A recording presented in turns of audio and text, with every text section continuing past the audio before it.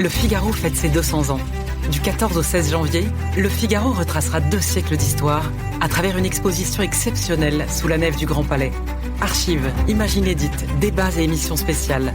Le Figaro, 200 ans de liberté. Un événement unique, gratuit et ouvert à tous. Programmes et réservations sur lefigaro.fr. L'éditorial du Figaro. Misère de la politique, espoir pour la France par Alexis Brézé. Disons les choses sans phare, quitte à manquer à cet esprit positif qui en principe s'impose au rituel des vœux de Nouvel An.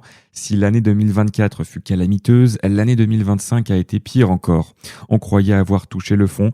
La vérité oblige à dire que nous sommes tombés plus bas, au point que jamais, sans doute depuis 1945, la France n'avait donné sous le regard du monde un si triste spectacle. Et pourtant, depuis le temps, notre malheureuse nation avait presque fini par s'habituer aux mots qui l'accablent. Crise économique, faillite financière, marasme industriel, désastre éducatif, insécurité galopante, immigration hors de contrôle, le tout sur fond d'effondrement démographique. C'était pour ainsi dire de la routine, tout comme cette sensation d'une lente dégringolade sur la scène internationale. Mais la gravité du mal se dissimulait derrière les formes extérieures du bon fonctionnement de la machine d'État. Certes, la France était criblée de dettes, exsangue économiquement, malade socialement, certes, elle était humiliée par l'Algérie, méprisée par la Russie, snobée par les États-Unis, tenue à l'écart de tous les grands dossiers diplomatiques. Mais bon, c'était la France avec son président, son gouvernement, son parlement. Les institutions tenaient le choc, les apparences étaient sauves, le navire coulait peut-être, mais la passerelle était brillamment éclairée et l'équipage donnait le sentiment d'être solide à son poste. C'est cette fiction rassurante qui, cette année, a volé en éclats.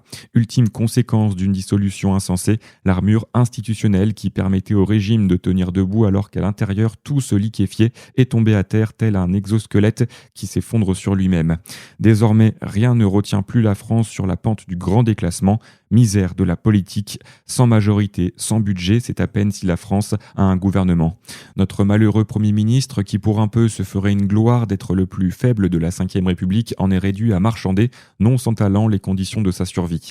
C'est ainsi qu'on en vient à sacrifier les intérêts du pays à cette sacro-sainte stabilité, entendue par les uns comme le meilleur moyen de bien rester assis dans un fauteuil de ministre, par les autres sur son siège de député.